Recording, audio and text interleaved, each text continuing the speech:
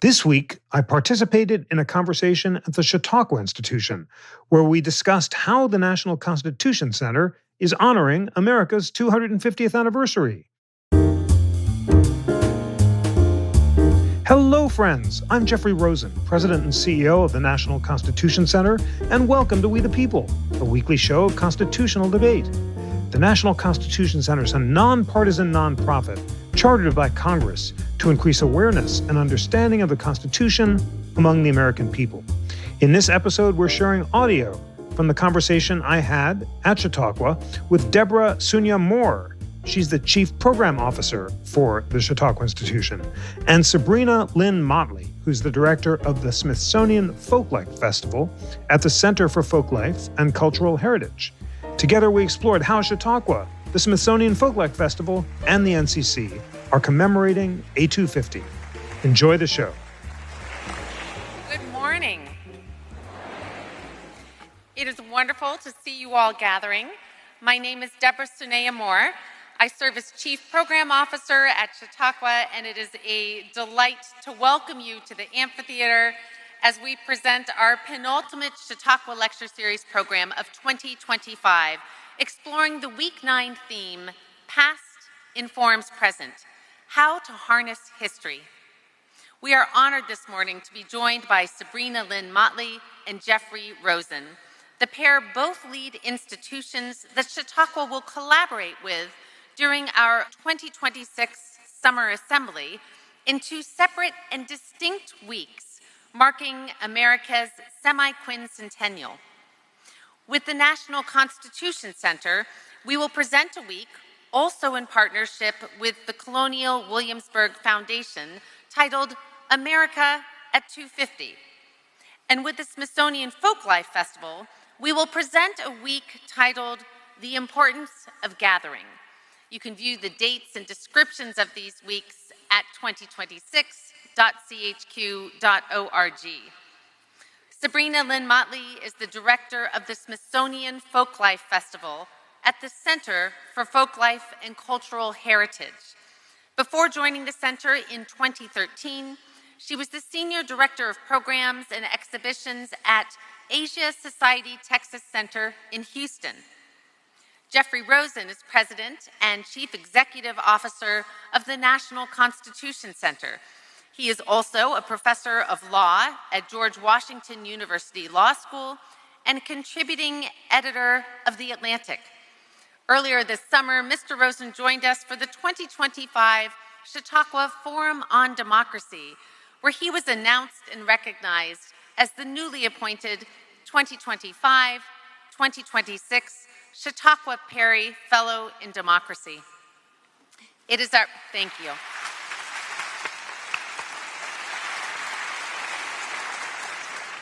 I would like to acknowledge that Paul and Marnette Perry are with us today and thank them for this meaningful gift.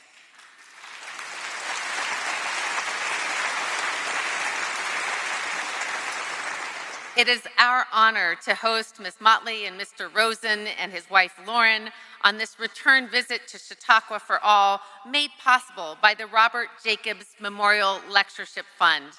Chautauqua, please join me in offering a warm welcome to our special guests.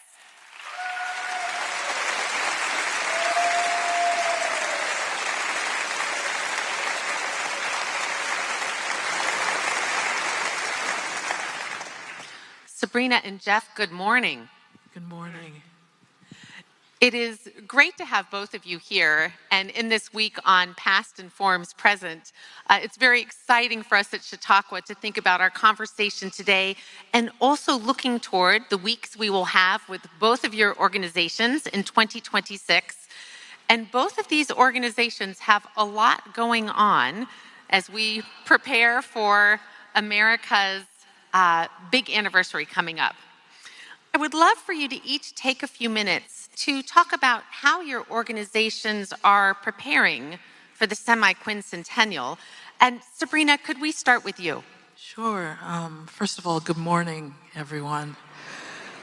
Thank you, Deborah and Jordan and the staff at Chautauqua for inviting me to have this conversation, a very timely And I will go ahead and say it, a challenging time for many of us at the Smithsonian to do the work that we do.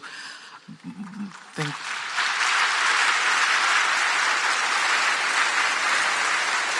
you.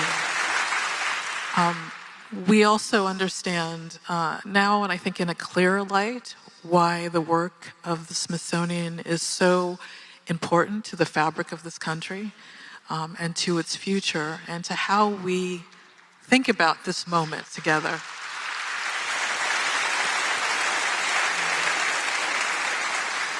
I also want to quickly, as I do with any moment that I'm fortunate enough to speak with a large group of people, to take a moment to acknowledge the ancestors that bring us here and to recognize that we do this work for generations of people that we will never meet, but whose lives we will impact. Thanks.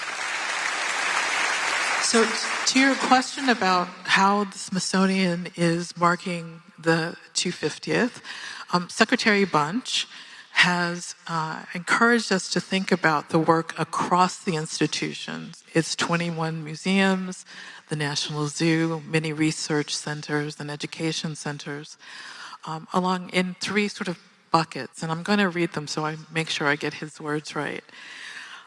He's asked us to reflect on the nation's history. And he's broken this down into three sort of buckets. One is to obviously commemorate this moment as a historic event, to celebrate the nation's successes, contemplates the consequences of our history, commemorate the sacrifices of those who have worked to uphold the country's ideals, and ask communities across the country to commit to advancing our democracy and preserving our shared future. So that's a lot. But it is the engine, that's the fuel that is driving all of our work. So practically speaking, there'll be exhibitions. Shortly at the Renwick Gallery, there's going to be an exhibition on state fairs. For the Folklife Festival, we will have several weeks on the National Mall. In partnership, we will join institutions like Chautauqua and others in each state, the district, and I think 4 out of 5 territories. There will be activities with many of our over 200 affiliate museums across the country. So there's a lot going on. But again, it's grounded in this moment of reflection, this moment that we do this programming in hope.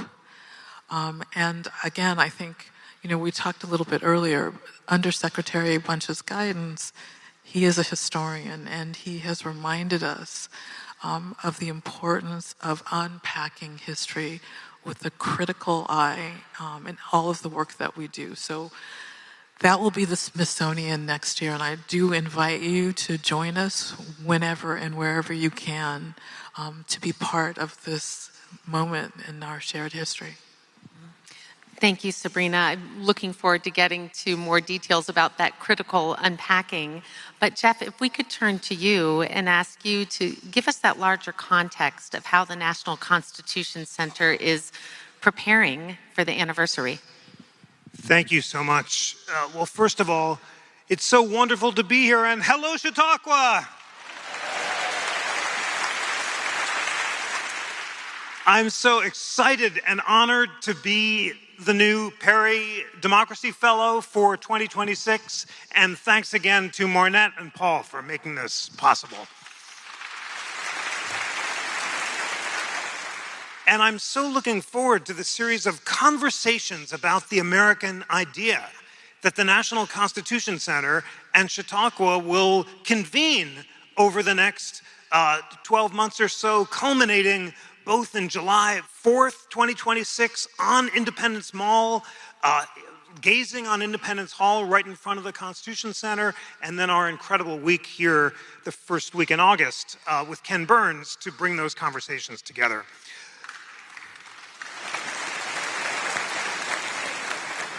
The core of what we're talking about is the American idea. And the core piece of content that we're launching to help structure these conversations is an amazing new civic toolkit that we're launching on Constitution Day, September 17th, at the Constitution Center. Listen to the incredible historians who we've convened to write about the big principles of the Declaration and the Constitution. Danielle Allen on equality, Robbie George on liberty, the great Gordon Wood on government by consent, Yuval Levin on separation of powers, Judge Jeffrey Sutton on federalism, Mary Sarah Bilder on the Bill of Rights. Akhil Amar will annotate the entire Declaration of Independence clause by clause to show its historic antecedents. We have essays on the Declaration over time and its invocation by Frederick Douglass and Martin Luther King and others, and biographies of all of the founders, and I've written essays about the pursuit of happiness and the idea of one nation, which is the idea that Jefferson embraced at the beginning of the Declaration, declaring independence in the name of one nation and one people, and then sparking a debate about which people were sovereign. Was it the people of the United States as a whole, as Alexander Hamilton would come to say, or the people of each state, as Jefferson would come to say, leading ultimately to the Civil War? What that initial debate between Hamilton and Jefferson about whether or not we are one people and which people is united suggests is that agreement about the basic principles of the Declaration of Independence and the Constitution were never part of the original plan. Debate and disagreement is not a bug, it is a feature of the American experiment.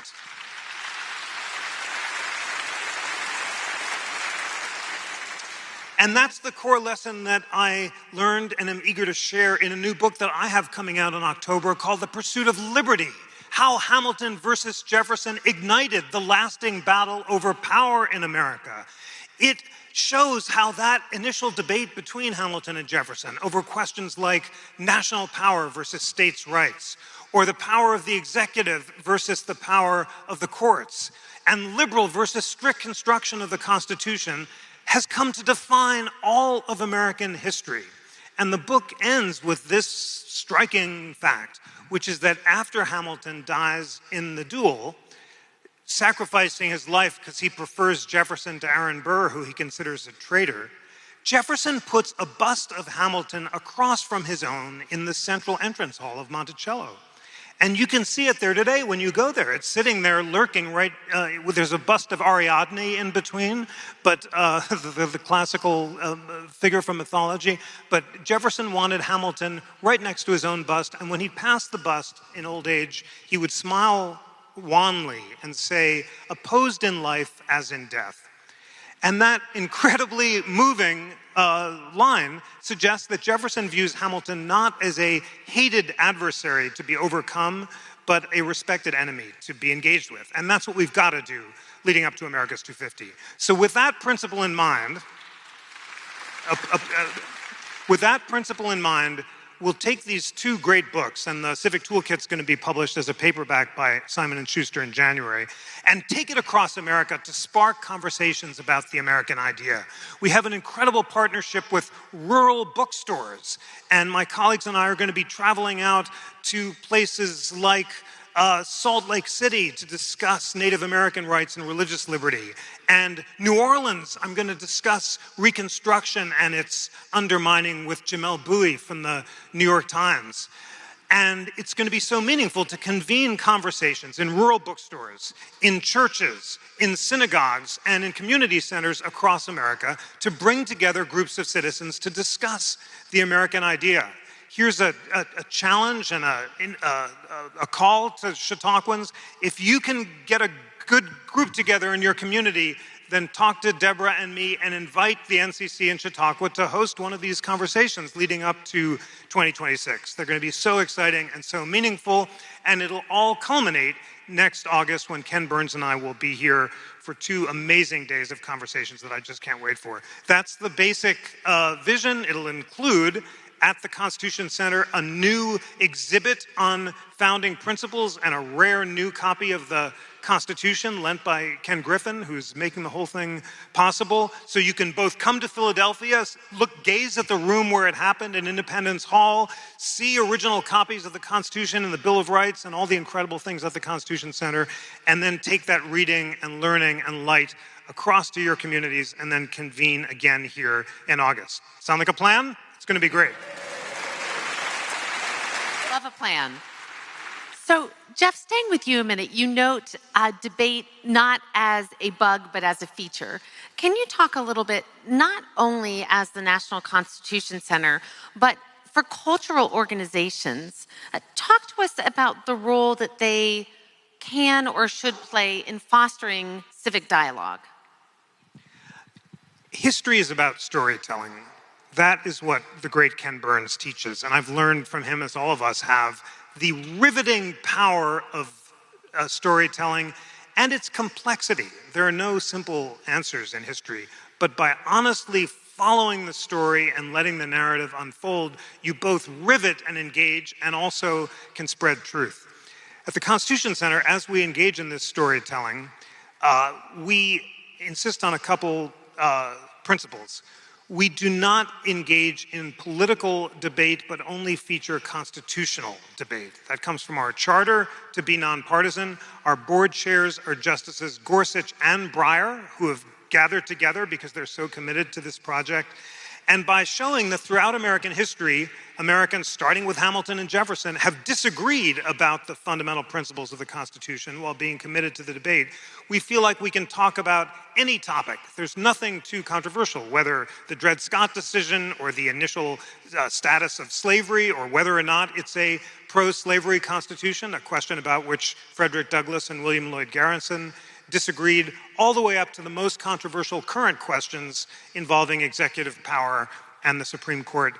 You can do all of it as long as you bring together disparate points of view and focus on constitutional and not political debate. For all of our programs, we have liberal and conservative historians and scholars, both to advise our exhibits and our programs, and you heard about that great range of scholars in the civic toolkit, from the conservative Robbie George to the liberal Danielle Allen, and also on the weekly podcast I host. And friends, please check out We the People if you haven't yet, because hear it for this, it's such a privilege. It's such an honor and most important, it's such a lifelong learning experience every week for me to convene a leading liberal and a conservative thinker to debate constitutional issues throughout history or today. I feel like I can't have an informed view about any of the issues before the Supreme Court today until I've heard the arguments on both sides. These cases are complicated. They're going to come out in different ways. President Trump will win some and lose others, but only by digging in and geeking out and having the humility to realize that we know nothing about the current applications of these complicated doctrines unless we take the time to educate ourselves. We can really empower ourselves. So really, we're inviting all Americans to be lifelong learners, to engage in this project, this rigorous project of self-education, to hear the arguments on both sides from liberals and conservatives, historians and scholars, and make up their own mind. And with that basic principle in mind, we feel like there's nothing we can't talk about, and there's so much light we can spread. I love this concept that debate is healthy. Debate has been there from the beginning of our country. And Sabrina, I'm thinking of how you're curating this festival. And of course, I'm sure you're moving into it with ideas of celebration, of pride. But as you look through American history and decide what to feature, there are difficult aspects of our history. How do you balance that with a spirit of celebration? So I think that's a great question. I would say that it's sort of a yin-yang. They belong together. I mean, these moments, our most difficult moments in our history are also the ones that we really need to unpack so that we do see the things that move us, that make us better, that call us to our truer and higher selves. I mean, I'm thinking about, as we put together the Folklife Festival, and you're not the only one issuing invitations. If you have not been to the Folklife Festival, I encourage you to join us. We are on the National Mall every summer, which I know is probably the worst time to be in Washington, D.C. But we are there on the National Mall celebrating, examining cultural practice, cultural heritage, and cultural communities. There has not been a time when this festival has not been created, curated, and presented that's not fraught, right? That's part and parcel of the work. We lose our way when we don't take every opportunity to demonstrate the best of us. And that comes through the work of weavers, or a potter, or a song. And I know that sometimes that sounds soft, but you can never think about hearing Sweet Honey in the Rock and think of soft, right? It is the thing that fuels us, that keeps us going. So I think that, again, unpacking embracing the difficult moment, the things that you want instinctively to turn away from, through cultural practice, through cultural knowledge, through cultural communities, when we look at them head on, we are really able to find opportunities to celebrate. I actually brought this book, and I'm glad you mentioned celebration. It is a bounded copy from the program, which is quite hefty, of the 1976 Festival of American Folklife. That's what we were called then. We were on the National Mall for 12 weeks, which I refused to do this time. And in the book, there is an article by Margaret Mead, and I just want to read a couple things that she said. Yet almost everything to do with celebrating the bicentennial this year has aroused criticism from many people. This is not a time to celebrate, these people say. We have seen a president resign. The tragedy of the Vietnam War continues to haunt us. We are in the midst of an economic recession. To give ourselves over to celebration and enjoyment, even on our 200th birthday, say its critics, is callous and heartless.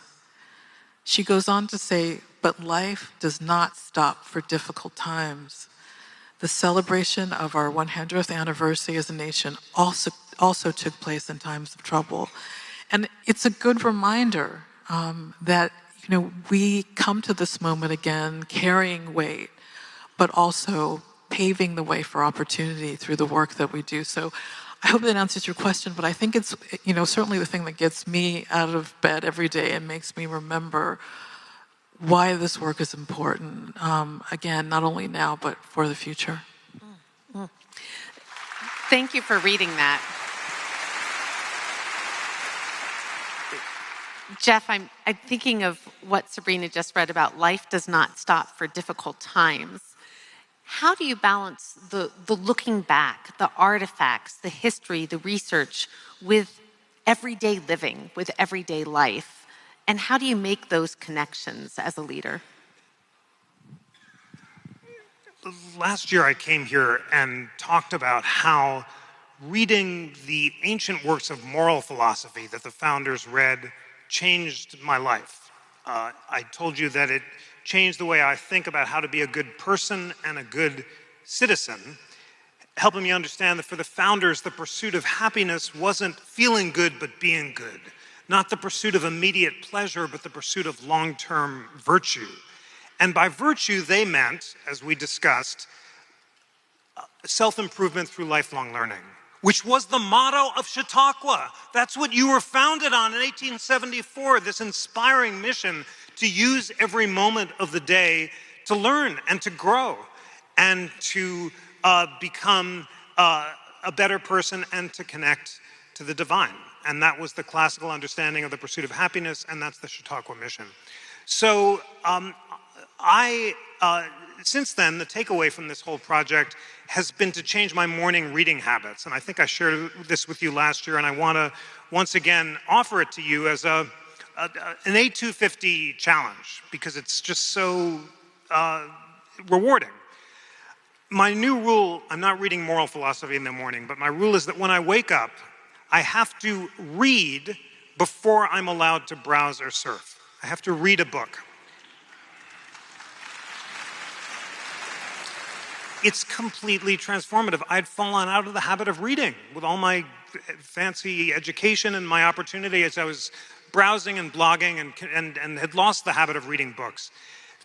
Reading a book for a half hour or an hour every day is transformative. I was able to write and read this new book about Hamilton and Jefferson. You can set aside time for creative work, like deep listening to music. The great Francis Ford Coppola says on one of our Constitution 101 videos with Khan Academy, there are two things that you cannot do too much of: deep reading and deep listening to music. And it's completely true, and we must set aside time for it. And making it a habit, a practice, it's almost a spiritual practice every day to take time to deep read or deep listen is very transformative. I'm so bonded to and transfixed by this community, which is devoted to exactly that in face-to-face encounters. I walked this morning down North Lake Drive and saw by the Campbell's Memorial Garden, there was a group of women doing morning meditation and exercises, which is a wonderful thing to do in the morning. I went to the Baptist house 2 days ago and sang hymns for an hour, which is an amazing thing to do. And I know that all of you are part of this community because you are lifelong learners and you're committed to this deep reading. So if we all commit together to making it, the word is spiritual because it is a spiritual practice to set aside time every day, often in the morning. I find it's very helpful to do it at the same time. When I wake up, before I can make a hash out of the day and bungle everything else, just to deep read or deep listen for a half hour or an hour. So that's something that we can all do on our own, and we have the obligation, the duty. It's not just an opportunity, it's a responsibility to use our day as well as we can for lifelong learning. At the same time, artifacts and encounters with history in physical places are crucial. Walking around Chautauqua, Lauren and I were so struck to learn that Phyllis Wheatley, the first published Black poet, the great Phyllis Wheatley, originally had a house. I think it was 23 Clifton Avenue, according to the plaque. It was destroyed sometime in the 19th century, I think, to become music practice rooms, which is so beautiful. And we look for them. I think it's now a different space. But just having that plaque here in Chautauqua saying Phyllis Wheatley was here and this was the place where this house was named after her in recognition of her genius is incredibly powerful. It's such a privilege to lead the Constitution Center in Philadelphia because every street you walk down, there's a plaque or a place where Benjamin Franklin founded the fire department or the Junto or the University of Pennsylvania. He founded something on almost every block, and you can kind of see it. And then to stand on Independence Mall and gaze at the room where it happened and feel the light emerging from Independence Hall crossing over to the NCC is crucial. That's why I'm so excited about this amazing new exhibit on founding principles, which we're opening, as well as a new exhibit on separation of powers. And along with rare copies of the Declaration and the Bill of Rights, we'll have rare first editions of the Federalist Papers, an amazing new first edition of Common Sense, the pamphlet that sparked the revolution, and so much more. So for me, these both are, because we're talking about being lifelong learners of history. It's so exciting to learn about history, and we have to do it both through our daily deep reading and through our walking and noticing and feeling with the light emerging from the spaces. It's just such a glorious time to be alive and to be a learner. I just wish you had passion for this.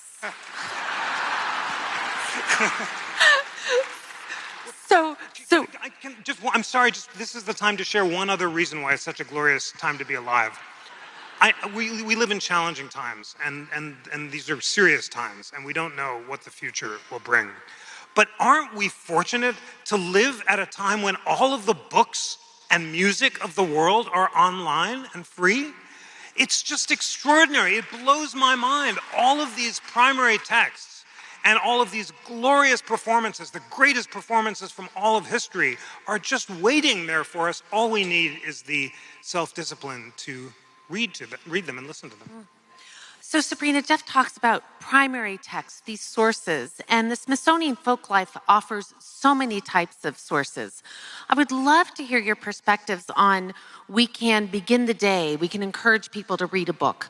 What about reading artifacts? What about reading other items that not only give us that individual reflection time, but help us look back on history? Could you speak to that? Yeah, so our primary texts actually are people. At this Folklife Festival, we work with individuals and communities to co-curate our programs.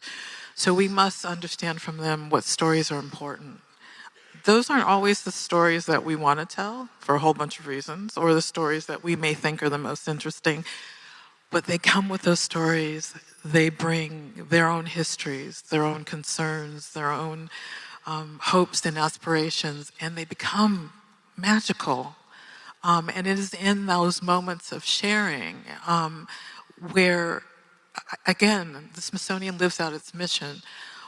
One of the things that you mentioned that I find really wonderful also about being here is when the festival started, a lot of the language was about discovery, and I think in 1967 when it started, we were all discovering everything was new and everything was, dazzling. And because of these things, right, it's easier to get in touch with those stories, those communities, that music. And I think now we're settling into the age of encounter.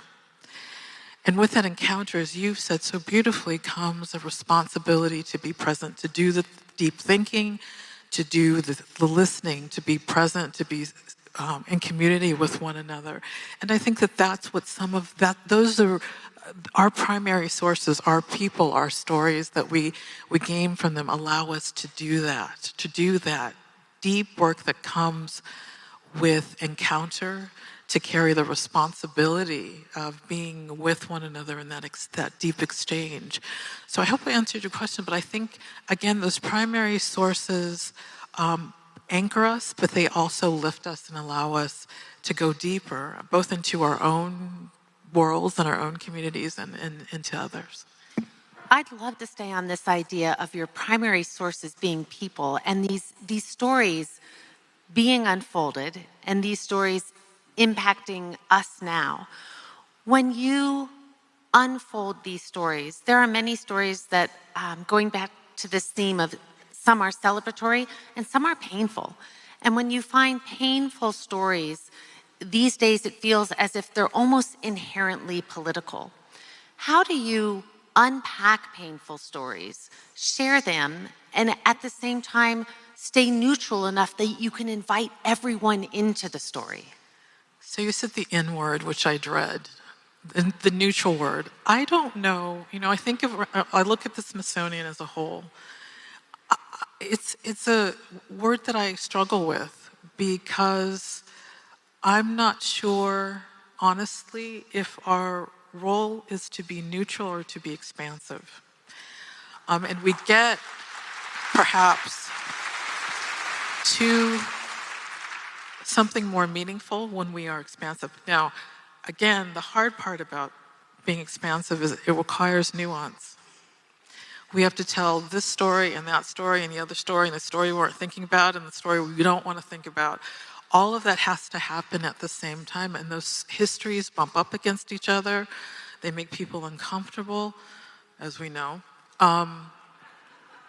But it is critical that we tell them. And I do think it's also important to note at this moment, the Smithsonian is led by a historian.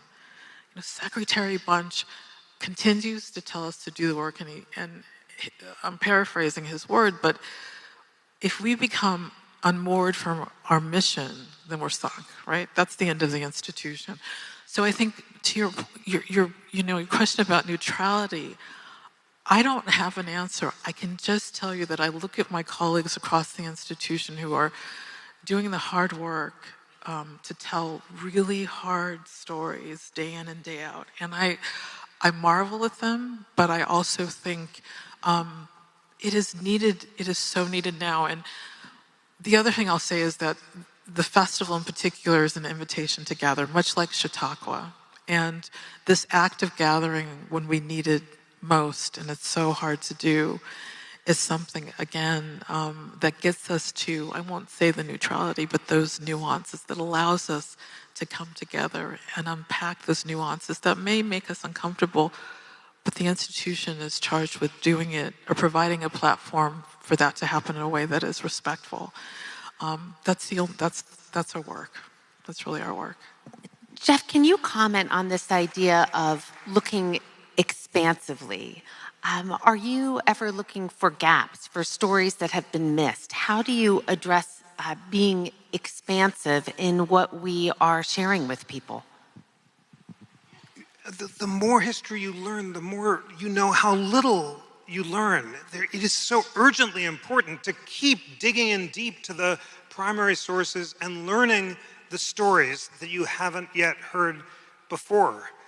On the Civic Toolkit, we're putting online forgotten founders and second founders who've invoked the Declaration of Independence over time, like the great David Walker, who in the 1820s rebuked Thomas Jefferson for not living up to his ideals while embracing the principles of the Declaration, like Ida B. Wells after Reconstruction, who insisted on equal rights for women and African Americans, all the way up to Martin Luther King on the Mall. It's an exciting time to study history. Many of these voices are being resurrected, but it's so important to let them speak in their own voices and for all of us to actually read them. And when you read the texts, you see that the same questions we're having now, did the Declaration extend to all human beings or not? Were the founders betraying their own ideals or not? Go back to the beginning. There's no debate that we're having today that was not made by people in their own words, by the very communities that were affected, African Americans, women, Jewish immigrants from the murderous pogroms of the turn of the century who insisted on their entitlement to be fully embraced within We the People. Justice Ruth Bader Ginsburg had a beautiful word. She talked about the Declaration and the Constitution always becoming more embracive. Just a wonderful phrase. Not just grudgingly, but with open arms, she said. So that's why you can't learn too much history and you can't read too many primary sources. On the other hand, it is important to take the time to recognize that most of these debates were held by people who embraced the principles of the Declaration and the Constitution themselves and took the time to learn about them to make their case. The radical proposition, let's break up with the founders and ignore history because it's all flawed, is ignorant and fails to do justice to the deep learning of those freedom fighters, well known and not, who studied the original debates over the Constitution, as Frederick Douglass did, which convinced him when he read Madison's recently published notes on the Constitution, which refused to admit into the Constitution the idea that there could be property in men. When Douglass read that, and Madison's notes have just been published, it changes his conception of himself as a man and a citizen, and also changes his mind and convinces him he had previously thought the Constitution was a covenant with wickedness. As Garrison said, he comes to see it as a glorious liberty document and says it's a libel on the framers to view it as a pro-slavery document. Lincoln, by candlelight in his log cabin and in the Springfield Law Library, counts up the number of framers who are pro and anti-slavery and concludes with history far more accurate than Chief Justice Roger Taney, who's lazily just written in the Dred Scott decision that black men had no rights which white men were meant to enforce. Lincoln concludes that that's inaccurate, as well as being unconstitutional, and says that the majority of the framers were anti-slavery and they took care not to endorse it. It takes time to read this, as Lincoln and Douglass and Ida B. Wells and David Walker did. Studying history is not only a great pleasure and privilege of citizenship, it is a duty. The founders think that the whole experiment is going to collapse if we're going to go the way of Rome and Greece and surrender our liberties in exchange for cheap entertainments and cheap luxuries, for bread and circus, unless we have the virtuous self-mastery to learn about history. So that is why, to bring this one home, I hope I'm not going on, there's no reason, we should never fear deep study of history. It's just like it's impossible to do too much deep reading and deep listening to music. It's impossible to learn too much history, but you've got to take the time to do it, recognize that it's complicated, recognize that almost every question has been a matter for debate, and make up your own mind.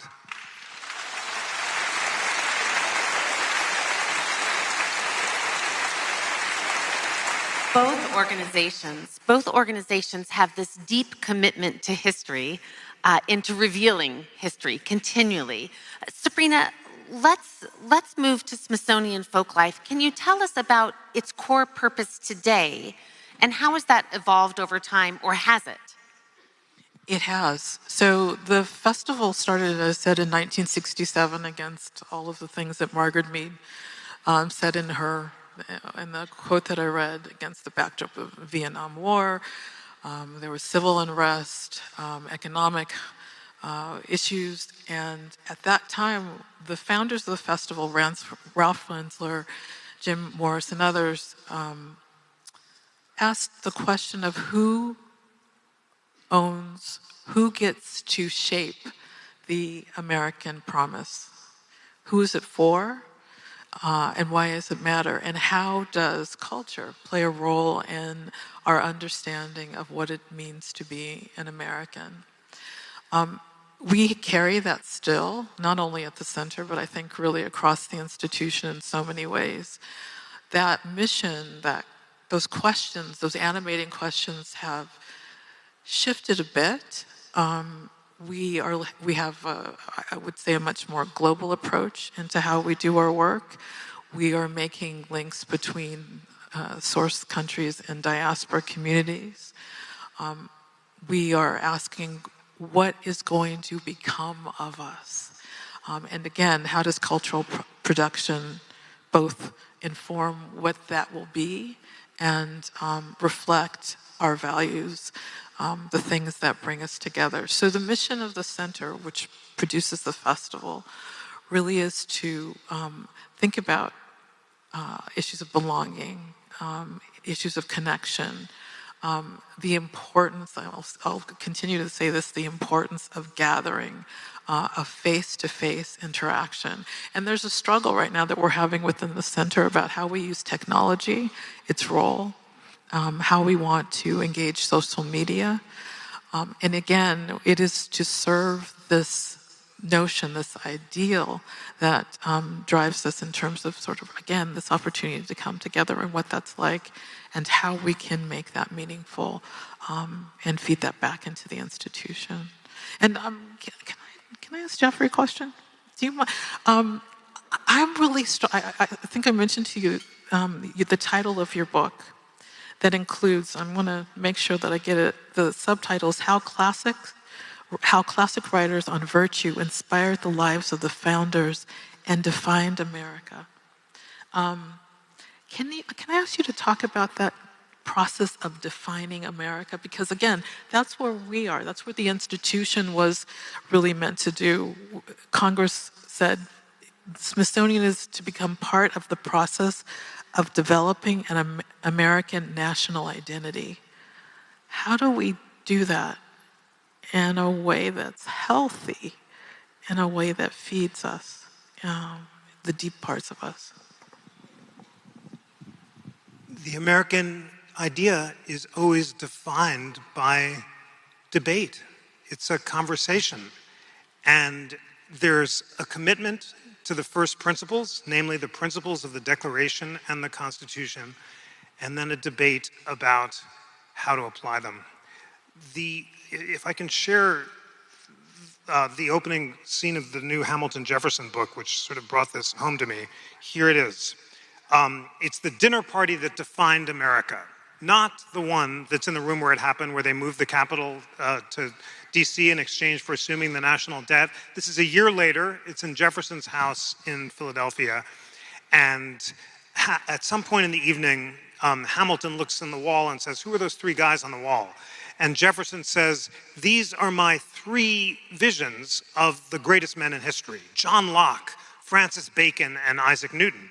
And Hamilton pauses for a long while, and then he says, "The greatest man that ever lived was Julius Caesar." And Jefferson writes in his diary, "This proves that Hamilton was not only a monarchist, but for a monarchy bottomed on corruption." And then he goes on to found the Democratic Republican Party in opposition to the supposed Caesaristic ambitions of Hamilton and the monocrats, as he calls the Federalists.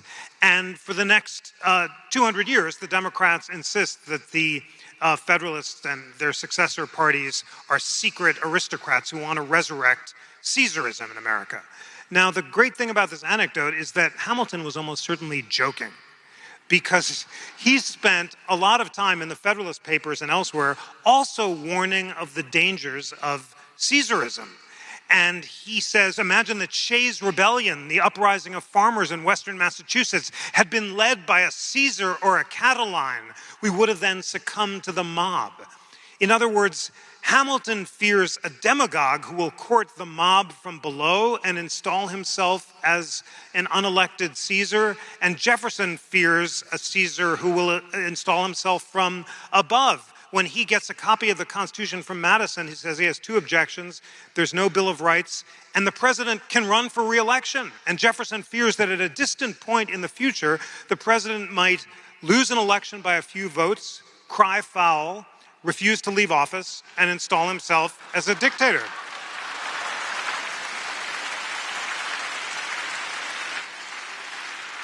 Jefferson's solution to the problem of Caesarism is a one-year term limit, so the president can't be tempted to install himself again. Hamilton wants a president elected for life, so he won't be tempted to court the people as a demagogue and will be above popularity. But the point is, they both have studied history and they both fear Caesar. And for the next 200 years, we've been engaging in a debate about whether or not our presidents have become aspiring Caesars. And both Jefferson and Hamilton converge in agreeing that Aaron Burr is a would-be Caesar who wants to lead a secession movement in Spanish Louisiana and install himself as dictator of Mexico. And there's evidence at the trial of Burr that Burr wanted to hang Jefferson and install himself as a Caesar. And so Hamilton was right to worry, and he nobly sacrifices his life to stop Burr, an aspiring Caesar. And then we've had debates. Andrew Jackson, Abraham Lincoln, FDR are all attacked as would-be Caesars. FDR dresses up for his birthday in 1934, dressed as Julius Caesar. And Eleanor dresses up as a Roman matron, and he's kind of making fun of the Caesaristic charges. And now, to ask this question of, who defines America, we're engaged in a grave and serious debate. And have the fears of Caesarism been fulfilled? And President Trump's critics say that he is the Julius Caesar, the demagogue whom the founders feared. And by challenging democratic elections and trying to consolidate power in his own hands and subvert the Constitution, he is the fulfillment of Caesarism. And President Trump's defenders say that he is not Julius Caesar, he's Andrew Jackson. And he's a populist who is using the strong executive powers of the presidency to shrink the size of the federal government, to institute patronage appointments, and to channel popular discontent. It is too soon for us to judge whether or not President Trump is Julius Caesar or Andrew Jackson, just as it was too soon in 1934 to make a judgment about FDR, or in 1828 about Andrew Jackson. But it's important to learn this history because it is striking how the same debates are recurring.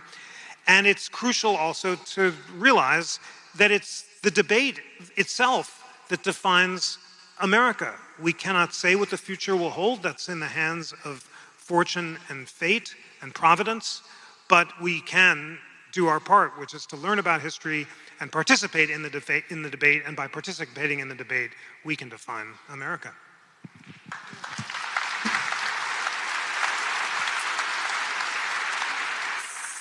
So we just have a few minutes before we open up the conversation to all of you. And Sabrina, I'm wondering, as you ask those questions of, who decides, how do we decide and define the American ideal? You are looking at these questions as you plan the 2026 Festival on the Mall. I believe you have 4 themes that you're looking at. Can you share those themes and the why behind selecting those themes as we ask these big questions? So the themes are grounded in this idea of gathering, and festivals and fairs, assemblies are these powerful places of convening and exchange. And so we wanted to use that as the anchor for our work for next year. For the Folklife Festival, our 4 themes are, remembering together. We are thinking about harmonizing together, moving together, and growing together. So our first theme, remembering together, actually we are thinking, hopefully, if things turn out the way we hope, we will open around Juneteenth next year. And that is an anchor moment for us to remember together. And then we move on, of course, to harmonizing with the ways in which, obviously through music and other forms of cultural production, there's harmony, but also dissonance. And it is important that we look at both. Moving together, embodied practices, parades, processions, dance.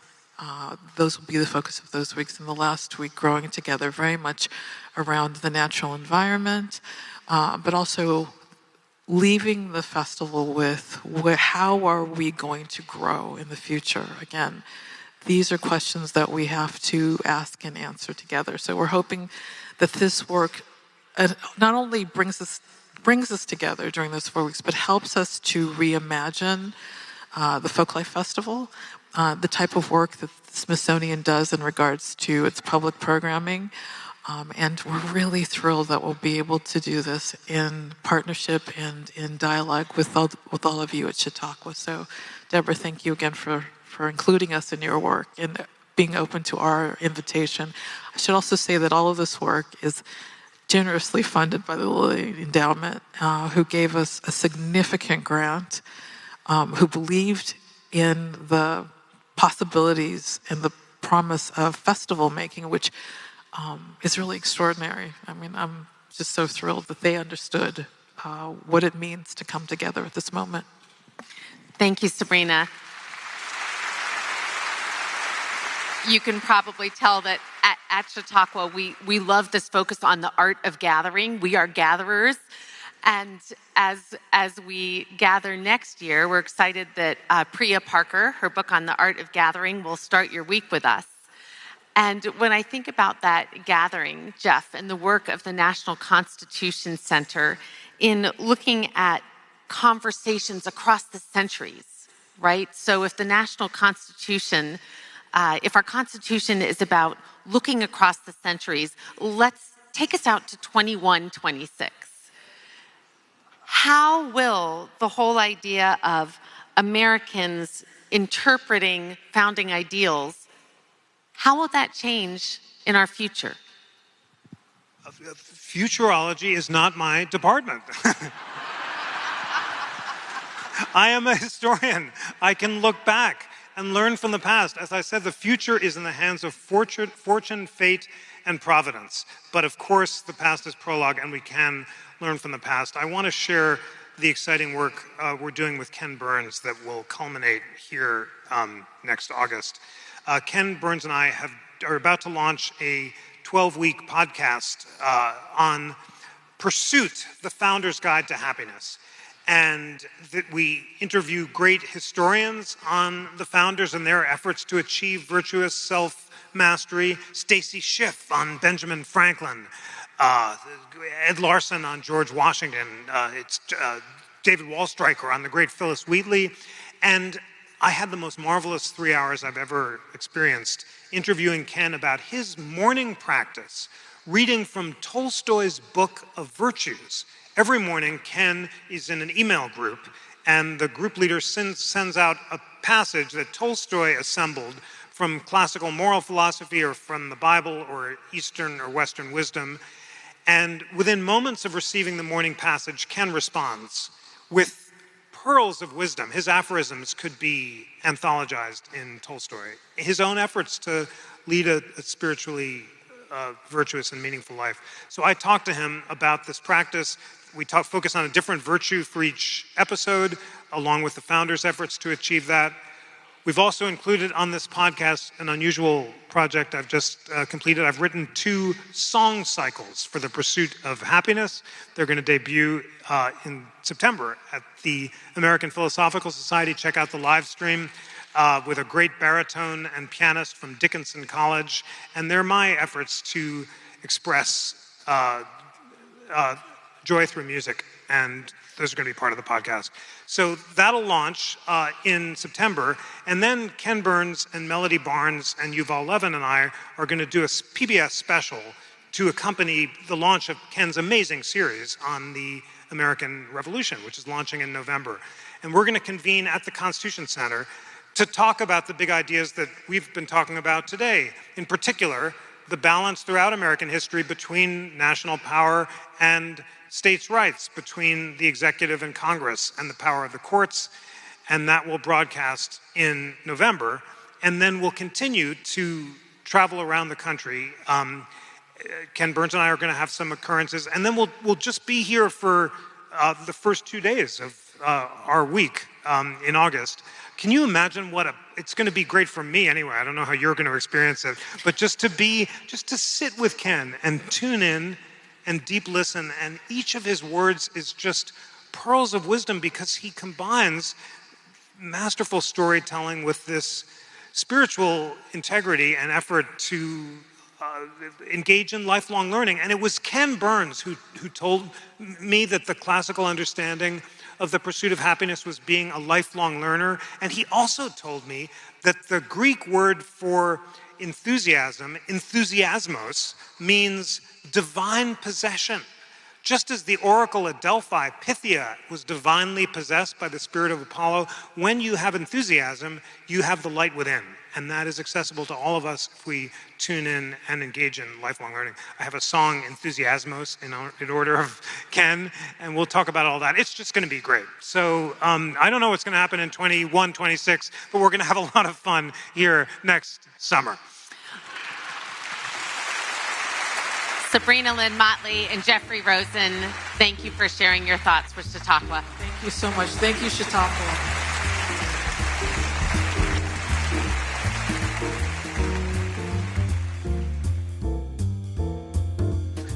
This conversation took place at the Chautauqua Institution on August 21st, 2025. The episode was produced by Bill Pollack and Griffin Ritchie. It was engineered by the Chautauqua Institution and Bill Pollack. Friends, as you heard me enthusiastically mention, my new book is out on October 21st. It's called The Pursuit of Liberty: How Hamilton versus Jefferson Ignited the Lasting Battle Over Power in America. And it explores how the clashing visions of Hamilton and Jefferson have defined all of American history. Please pre-order online today. And if you'd like a signed bookplate, please write to me at jrosen@constitutioncenter.org. And always remember that the National Constitution Center is a private nonprofit. We rely on your generosity, passion, and engagement for all our programming. Please consider donating at constitutioncenter.org/donate. On behalf of the National Constitution Center, I'm Jeffrey Rosen.